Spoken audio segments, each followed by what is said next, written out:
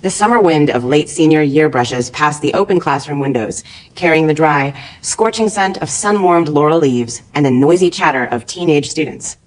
I'm Lola Voss, and I've lived this exact day twice. 2 complete lifetimes tangled with the same boy, Kian Dan, my childhood rival, my lifelong choral partner, my doomed lover, and the only person who has ever occupied every frame of my trivial, passionate, regret-ridden life. We had been at each other's throats since we could remember. Our childhood was a decade-long marathon of tit-for-tat sarcasm, unsparing mockery, and endless bickering that never once ceased. He was pale, slender, unfairly handsome, the kind of quiet, delicate boy who never threw a punch, never raised his voice, always looked too soft for the rough and tumble of teenage life. I never hesitated to tease him for it, sharp-tongued and unyielding, the tomboy everyone feared to provoke, loud, reckless, and unapologetically fiery. I'd spent 10 years mocking his frail frame, ridiculing his gentle temperament, sneering at his lack of edge and muscle.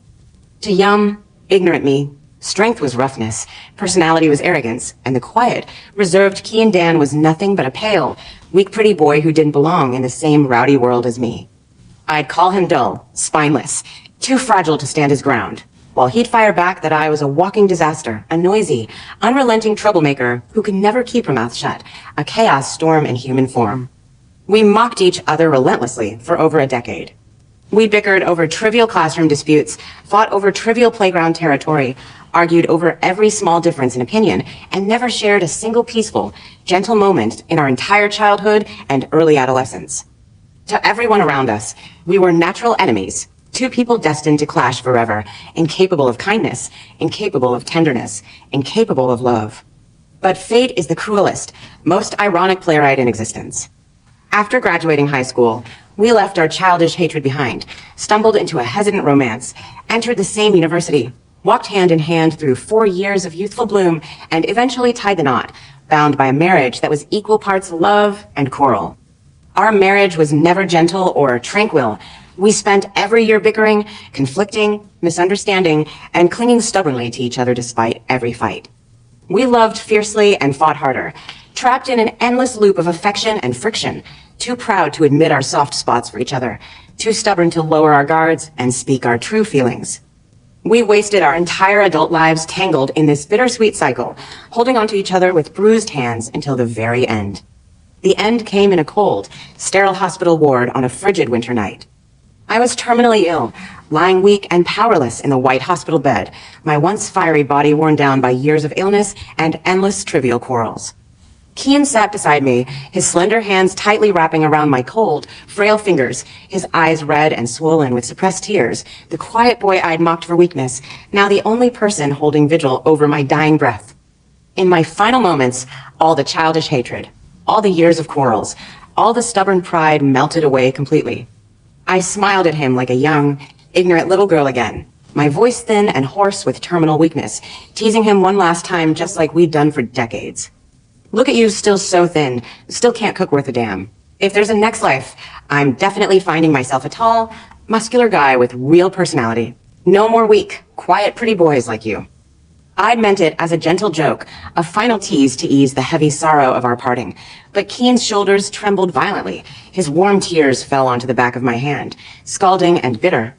He pushed my shoulder lightly, his voice shaky and broken, packed with a lifetime of suppressed grievance and unspoken love. Fine. Go find your muscular, charismatic guy. I'll find someone steady, someone who can give me a peaceful life without endless quarrels and stubborn pride. My heart shattered completely at his words. In that final second of consciousness, drowning in overwhelming regret, I realized the most painful truth of my 2 lifetimes. All my arrogant talk of liking muscular, charismatic boys was nothing but stubborn pretense. I had only ever loved Kian Dan. Only this pale, slender, quiet, stubborn boy who'd quarreled with me for a lifetime, loved me for a lifetime, and endured all my recklessness and pride without ever leaving. I had spent my whole life pretending to want someone else, hiding my deep, faded love behind endless sarcasm and quarrels, too proud to confess, too stubborn to soften. I'd missed every chance for gentle love with him, wasted every precious moment, and ended our faded lifetime with nothing but unspoken regrets and final parting grievances. The darkness swallowed my vision completely. I thought that was the end of my tangled, regretful life with Kian.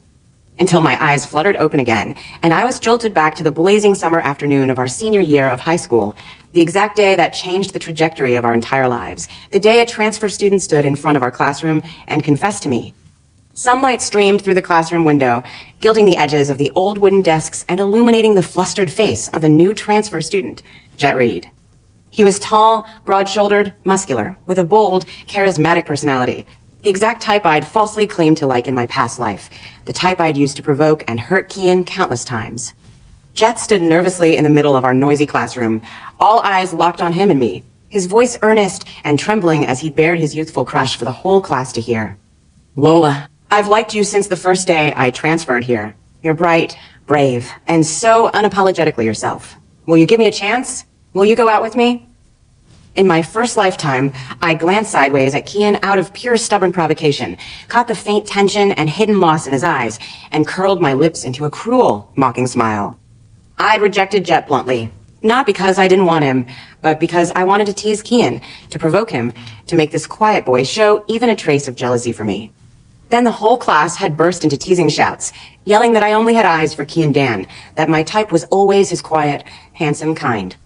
In my childish arrogance, I doubled down on my lie, leaning back lazily in my chair, glancing pointedly at Kian, and saying out loud for everyone to hear that I preferred muscular, charismatic boys with real personality, deliberately hitting Kian's weakest spot, deliberately belittling his quiet, gentle temperament. That single reckless sentence created a rift between us that lasted our entire lives, IT-fueled years of hidden misunderstandings, stubborn pride, unspoken jealousy, and endless quarrels.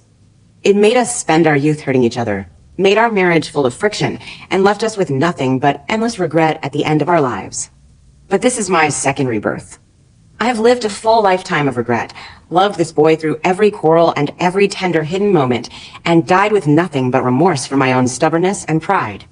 I know every hidden feeling he never spoke, every quiet glance he threw my way, every silent love he buried beneath our endless bickering. This time, I will not repeat the same mistake. This time, I will crush all the false pretense, break the cycle of fate, and grab the love I wasted an entire lifetime losing.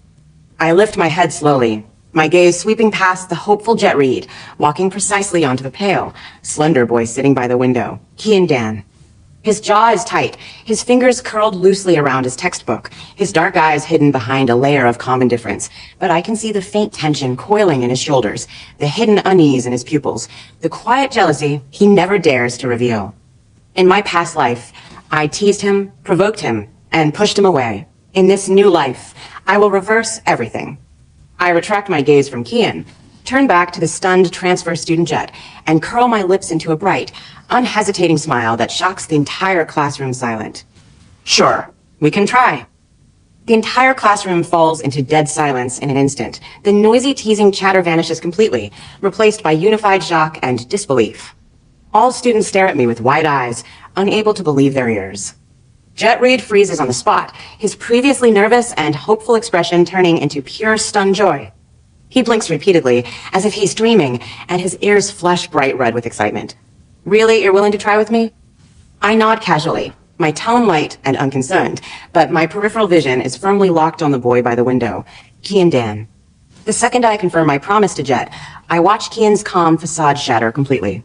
His fingers tighten abruptly around his textbook, the paper edges creaking sharply under his sudden force. His dark eyes, which had always been indifferent and calm when facing my provocation, turned cold and dim in an instant, covered with a thick layer of suppressed gloom and hidden pain. His jaw tightens into a rigid line, his Adam's apple bobbing slightly as he swallows down some unspoken emotion, and his whole body exudes a low, oppressive aura that instantly cools the surrounding classroom atmosphere. In my first life, when I deliberately claimed to like muscular boys, he only chose to be cold and distant, hiding his jealousy behind silence and indifference. But now, in this second life, when I truly agreed to date the muscular, charismatic transfer student he has always regarded as his emotional rival, his calm disguise completely collapses. He is not indifferent. He has never been indifferent. All those years of quarrels and sarcasm were just his clumsy way of getting close to me, just as my provocation and pretense were my clumsy way of hiding my love for him. The classroom erupts into an uproar after the initial shock. No way. Lola actually agreed to Jet's confession. She spent her whole life bickering with Kian Everyone thought they'd end up together. Didn't she always say she likes masculine guys? Jet is exactly her type. Is Kian damned out of the game for good? All the students' discussions and whispers drift into my ears, but I don't care. I don't care about their misunderstanding, don't care about their speculation, don't care about the sudden ambiguous relationship with Jet. All I care about is the pale, quiet boy by the window, the boy I loved and lost in 2 lifetimes, the boy I will redeem and hold on to in this life. I agree to date Jet not because I like him, but because I know the hidden truth of my previous life's fate. The lifelong misunderstandings between Kian and me were never just caused by our own stubborn pride. There was a hidden schemer stirring up trouble behind the scenes all along. Penelope Shaw, the most popular, gentle, and delicate girl in our grade, the perfect campus goddess in everyone's eyes, is the real hidden villain who destroyed our first life's love. She has secretly loved Kian since junior high school, endured our bickering and ambiguous entanglement for years, and spent every day waiting for a chance to separate us. In my first life, while Kian and I were busy quarreling and competing, Penelope quietly lurked beside Kian, playing the gentle, understanding confidant, secretly alienating our relationship, spreading false rumors, amplifying our misunderstandings, and constantly comforting Kian when he was hurt by my harsh words and deliberate provocation. She was the invisible hand that pushed us into endless friction, the fundamental reason why our lifelong love was full of pain and regret. In my first life's ignorant youth, I never saw through her disguise.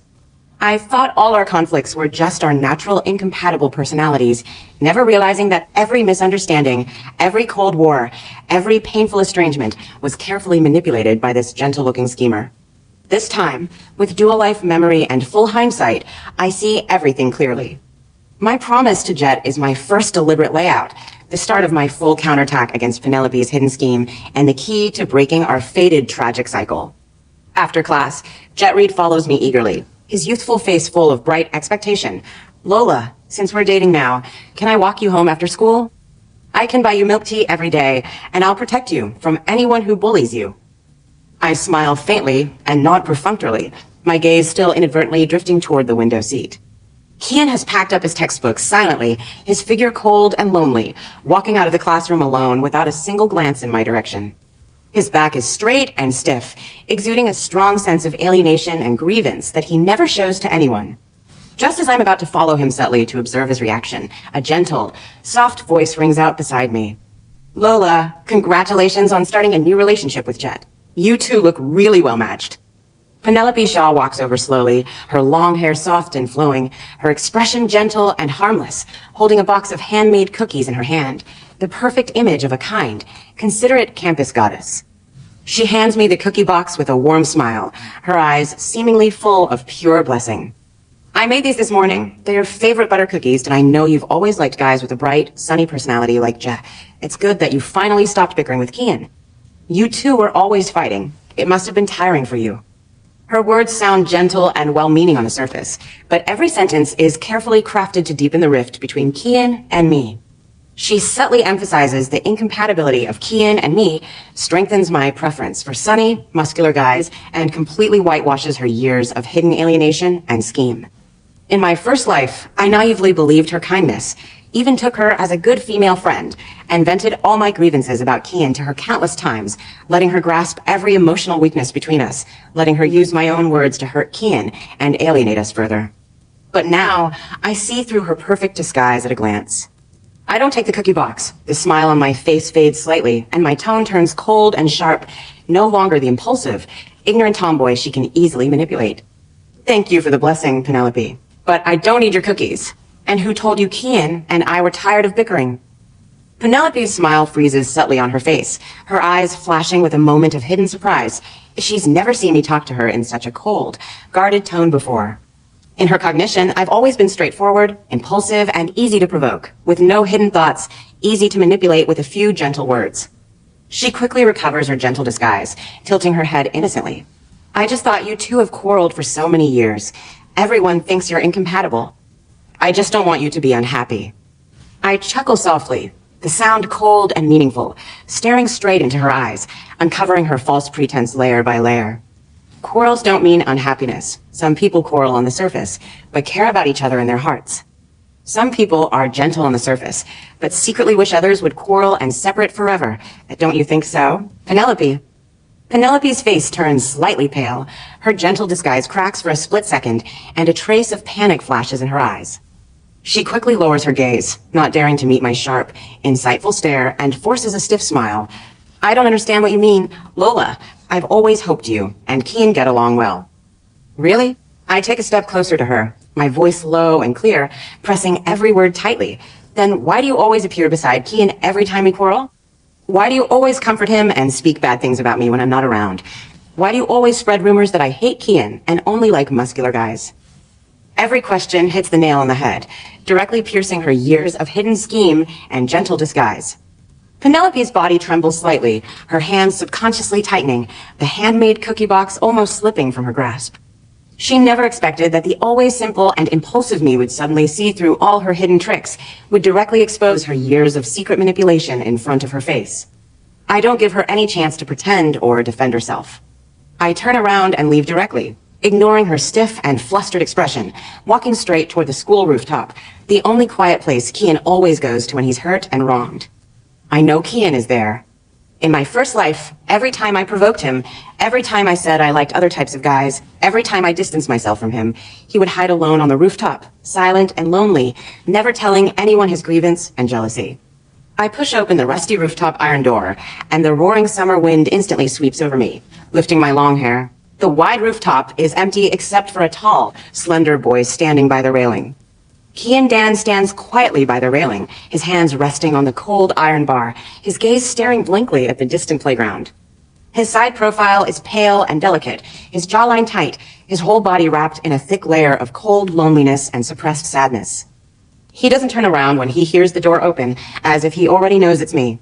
I walk slowly toward him, stopping half a meter behind his back, my voice soft and gentle, completely different from my usual sharp and teasing tone. Are you mad at me? Kian is silent for a long time, the wind blowing his thin shirt slightly. His voice is low and hoarse, with a faint tremor of suppressed grievance that he can't hide. Why did you agree to date him? I stare at his lonely back, my heart aching sharply with the accumulated regret of 2 lifetimes. I know he's been waiting for me to explain, waiting for me to deny it, waiting for me to tell him it's just a joke, just a provocation. But I don't explain immediately.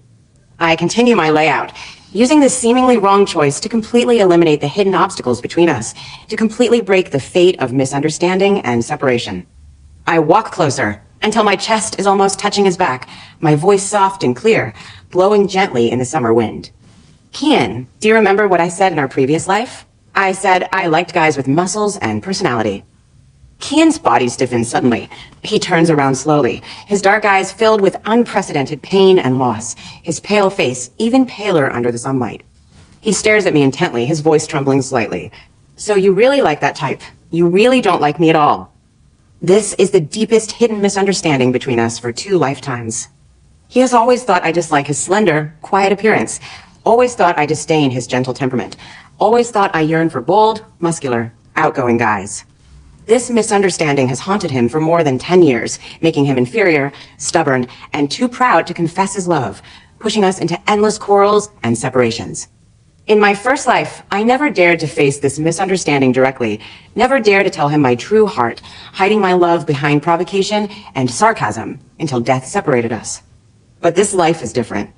I raise my hand gently, reaching out to touch his cold cheek, my eyes clear and sincere, pouring out all the suppressed love and regret of 2 lifetimes.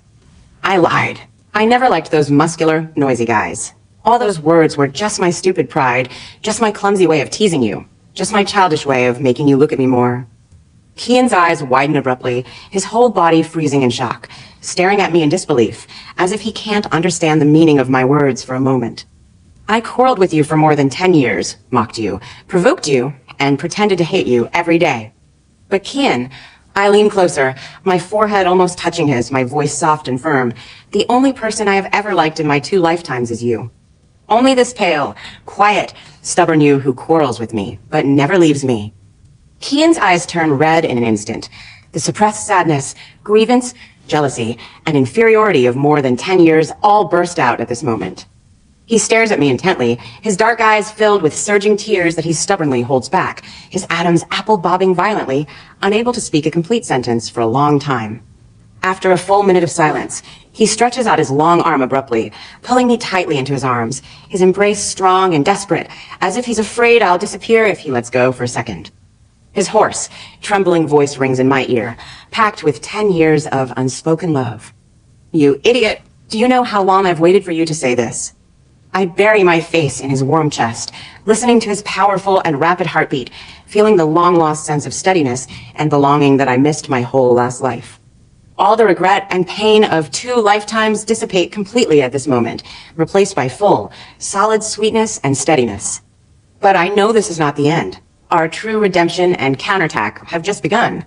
I gently push him away, wipe the wetness from the corner of his eyes with my thumb, and speak firmly.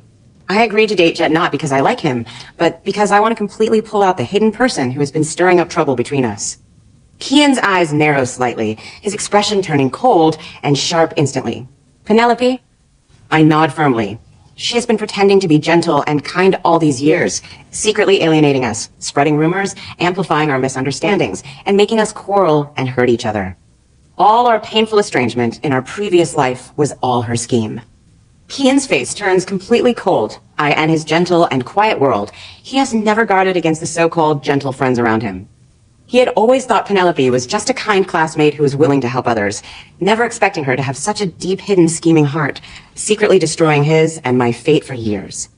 I've always wondered why we could never reconcile completely after every quarrel. Kian's voice is cold and ruthless, no longer the gentle and tolerant boy of the past, so there was someone manipulating it all along. This time, I will completely break her disguise and expose her true face to everyone. I look at him firmly. I will end this fake relationship with Jet openly, let the whole school know our true feelings, and completely eliminate all obstacles between us. We will not repeat the tragic fate of our previous life. This life, we will only love, no quarrels, no misunderstandings, no regrets. In the next few days, the campus atmosphere falls into a delicate and tense state. I maintain a distant and perfunctory attitude toward Jet Reed's pursuit. I accept his occasional gifts and perfunctory company, but I never have any intimate interaction with him, never give him any real emotional response. All my attention is still firmly locked on Kian, and all my layouts are aimed at inducing Penelope to expose her true nature completely. Penelope thinks she has seized the best opportunity to take advantage of the situation. She mistakenly believes that I have really fallen for Jet, that Kian is completely desperate and disappointed with me, and that she finally has a chance to get close to Kian and replace my position. She begins to accelerate her scheme frequently.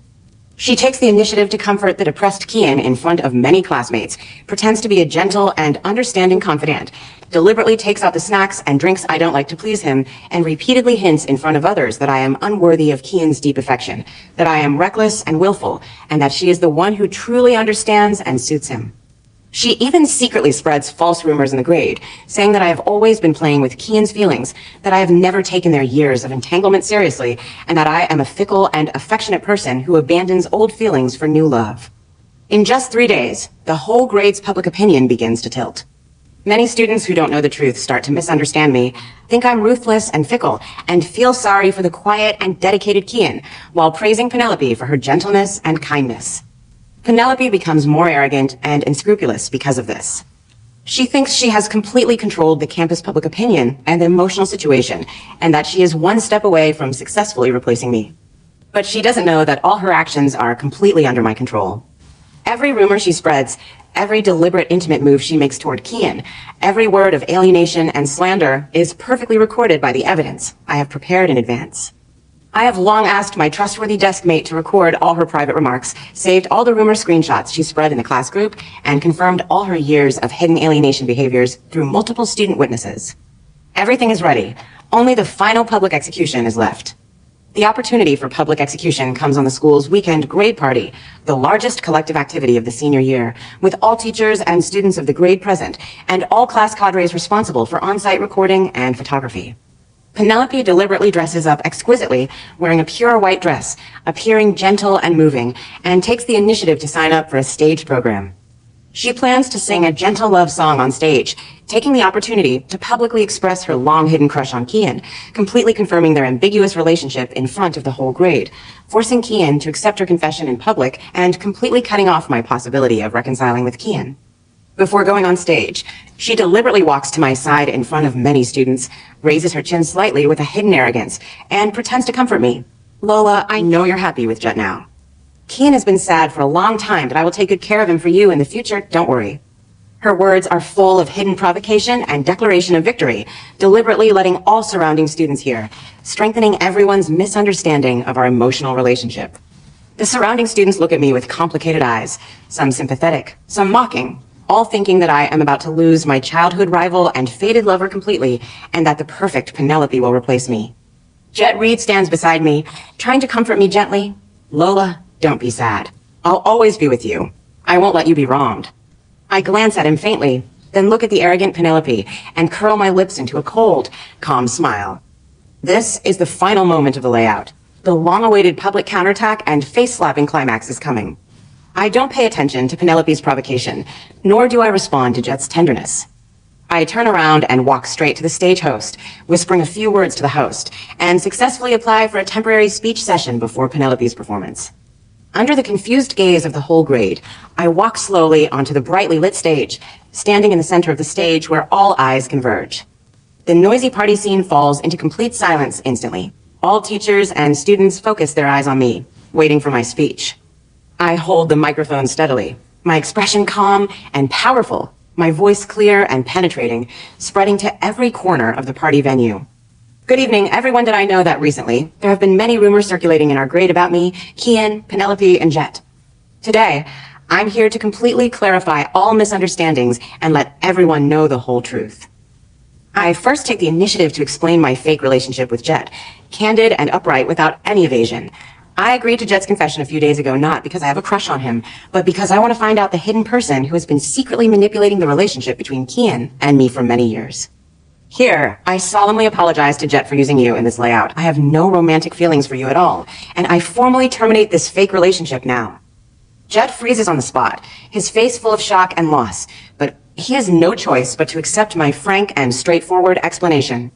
Then, I shift my gaze sharply to the stunned Penelope offstage and start to broadcast all the ironclad evidence I have prepared in advance through the stage large screen one by one.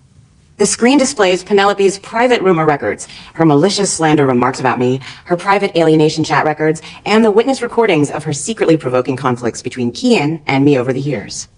Every piece of evidence is clear and irrefutable, completely exposing her gentle disguise and dark scheming heart. For many years, Penelope Shaw has pretended to be a gentle, kind, and understanding good girl in front of everyone. But in private, she has been secretly spreading rumors, alienating my relationship with Kian, deliberately amplifying our misunderstandings, and constantly provoking our conflicts. All the estrangement and quarrels between Kian and me that everyone sees are almost all manipulated by her behind the scenes. She has long coveted Kian, but she never dares to pursue him openly. She can only destroy the relationship between Kian and me through despicable hidden means, waiting for the opportunity to replace me. This is her so-called gentleness and kindness. The whole venue erupts into an unprecedented uproar. All students look at Penelope in shock and disbelief, their previous admiration and praise turning into strong disgust and disdain. I can't believe Penelope is such a scheming person. She pretended to be so kind on the surface. She's been manipulating the relationship between Lola and Kian for years. No wonder they always quarrel and can't reconcile. This is too scary. The most poisonous person is always the one who looks the gentlest. Penelope's face turns pale and bloodless in an instant. She stands stiffly off stage, completely dumbfounded, her perfect disguise completely shattered, all her years of hardworking, gentle persona destroyed in an instant. She wants to defend herself, but faced with the overwhelming ironclad evidence on the screen, she has no room for sophistry at all. Just as she is on the verge of collapse, Kian walks slowly onto the stage under the gaze of the whole audience. He walks straight to my side, stands firmly beside me, holds my hand tightly in front of everyone, and uses his own actions to announce his attitude to the whole grade. His cold, clear voice resounds through the entire venue, firm and powerful. There has never been anyone else between Lola and me. All the misunderstandings over the years are external manipulations. The only person I have liked from beginning to end is Lola Voss. I have never had any ambiguous feelings for Penelope Shaw. All her private speculations and unilateral performances have nothing to do with me. From today on, please stay away from us and stop manipulating our lives. The whole venue falls into a burst of enthusiastic cheers and applause. All the students finally understand the whole truth, and all the previous misunderstandings and prejudices are completely eliminated. Under the public condemnation of the whole grade, Penelope completely collapses on the spot, crying and running out of the party venue in embarrassment. From this day on, her perfect campus goddess persona is completely ruined. She becomes a scheming hypocrite spurned by the whole grade, and she never dares to appear in front of Kian and me again. After the party, the night wind is gentle and cool, blowing away all the trivial disturbances and false rumors. Kian and I walk side by side on the quiet campus path, our fingers tightly intertwined, no longer quarreling, no longer misunderstanding, no longer hiding our true feelings behind stubborn pride. All the obstacles and misunderstandings that have bound us for 2 lifetimes are completely eliminated. All the hidden schemes and external interferences are completely cleared. I raise my head to look at the boy beside me, the boy I have loved through 2 lifetimes of trivial quarrels and endless regrets, and smile brightly and sincerely. This time, we won't waste any more time. Kian lowers his head gently, his dark eyes full of doting and tenderness that he has never shown in his previous life, and drops a soft, light kiss on my forehead. Yeah, this life, only sweetness, no quarrels, no regrets. We will grow old together peacefully. We used to be fated enemies who quarreled for a lifetime, loved clumsily, and parted with regret. We wasted one entire life on stubborn pride and hidden misunderstandings, and suffered a lifetime of endless regret and grievance. But the rebirth gives us a second chance at fate. I use my dual life memory to break the fixed tragic ending, crush all hidden schemes and external obstacles, tear off all false disguises and stubborn pretense, and finally hold the fated love that I missed for a whole lifetime. The broken mirror is finally reunited. The fated love is finally redeemed. All the past sufferings and regrets are turned into the most precious tenderness and steadiness